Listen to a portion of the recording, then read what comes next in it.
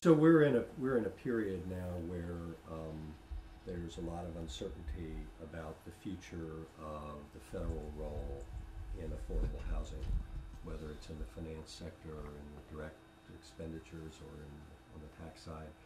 What do you think that means for states and localities, where oftentimes that's really where the rubber meets the road in terms of affordable housing? Are there some things that you're starting to see happen at state and local level, or things that you think should be happening at the state and local level to ensure continued affordable housing? Yeah, I think there are in two real distinct areas. One is around funding, that communities are beginning to grapple with the idea that they need more housing to serve their population that the market's just not providing, whether that's in response somewhat to the foreclosure crisis or just the reality of their workforce and service sector populations not being adequately housed, economic competitiveness, serving special needs populations. They've just realizing they need more resources to do it, and they're having to look at creating local housing trust funds or special bond referendums or sales tax, adding a penny to the sales tax to fund something. And so you see more local communities particularly starting to look at that. Some of that grew out of the 10-year plans to end homelessness and some of the other movements that have happened over the last 5 years, but with the reality of the shrinking federal subsidy, folks realizing we're going to have to do something local if we really want to deal with that. So the funding side, you're definitely seeing more communities trying to be proactive about and recognizing that there really is this, there's not going to be an increase in federal funding, and we've got to start talking about what our state can do and then what our city or town can do.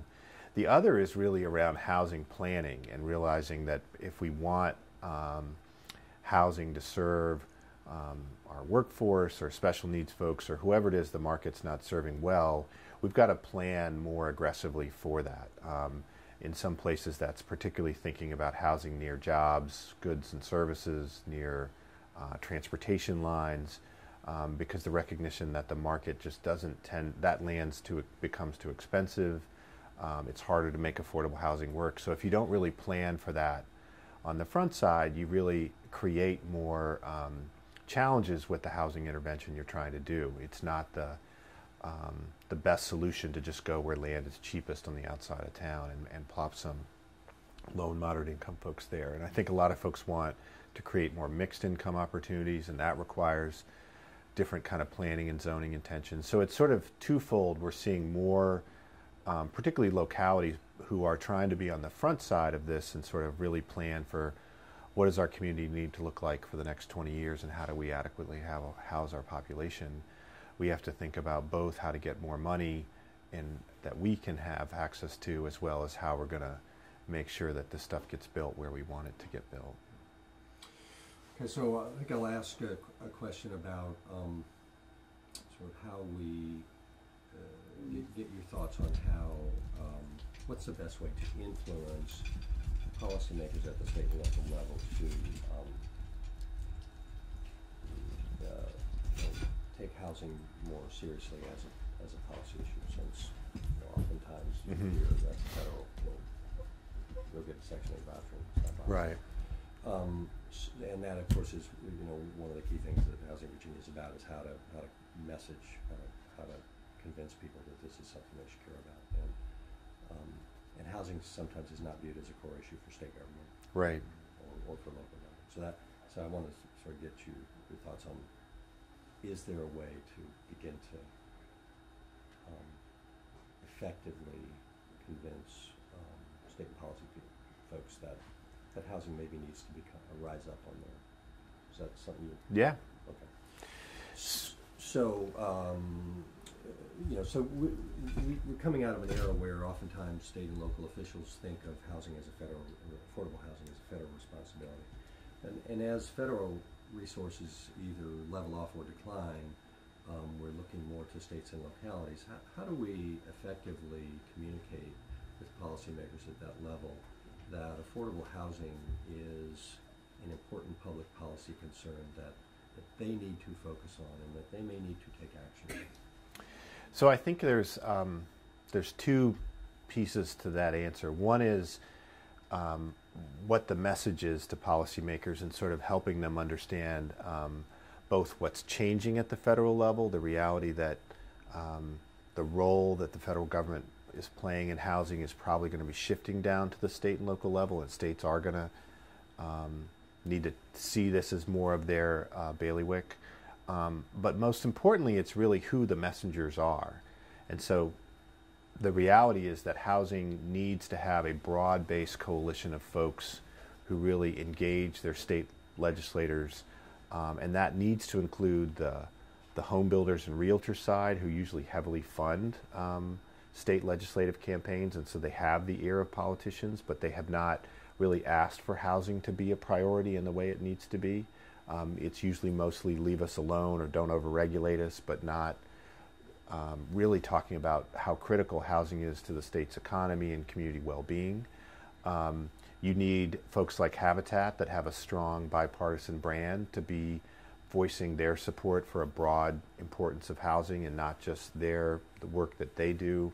You need constituent groups that represent seniors and people with disabilities, and you need education advocates and public health advocates who can really present the whole picture of housing. So it is both an economic development message, it's an education message, it's a health message, it's a community well-being, economic competitiveness you need all of that in the picture, because we've often segmented housing around, we do these projects and we've created some jobs and everybody kind of pats us on the head and says that's great, but they haven't really understood the whole importance of how vital having an adequate supply of quality, affordable housing is for a community's success, whether that's how kids do in school or people's ability to stay out of substandard housing and have public health issues, or seniors' ability to live independently, or just the cost savings of housing people with special needs in independent settings rather than having them cycle through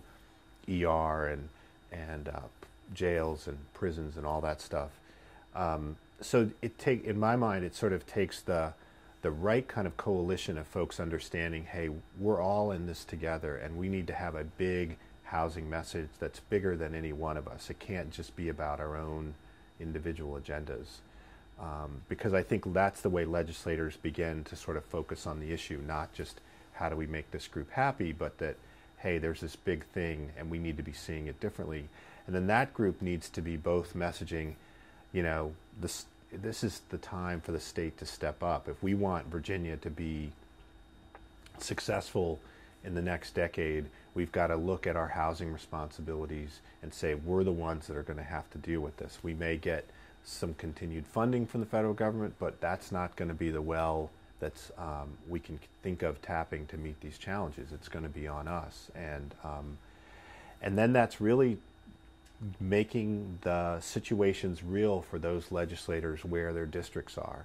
You've got different housing challenges in different parts of the state, whether that's the expensive housing and housing near transportation in Northern Virginia. That's really kind of a vital economic development tool for the growth of the state and the state's tax revenue, to Virginia's, to Richmond's continued evolution as a growing state capital, and how you want the inner core of that city to become vibrant and livable.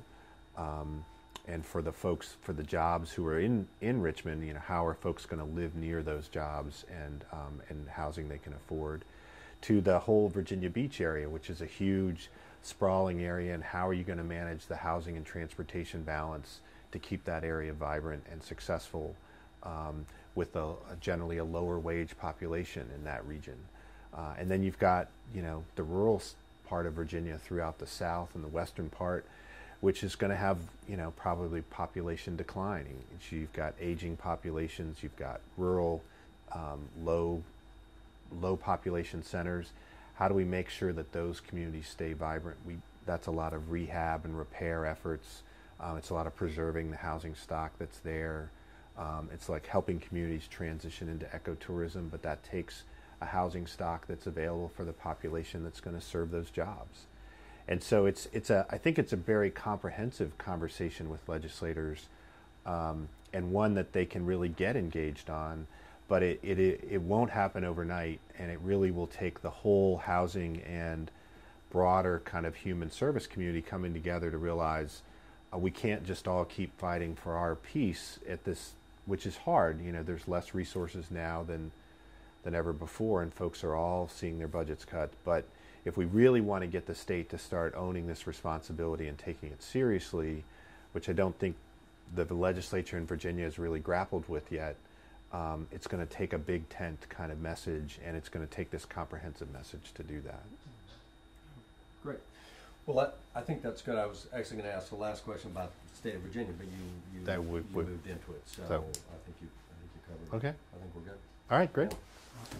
Thanks, guys. Thanks, man. Thank you.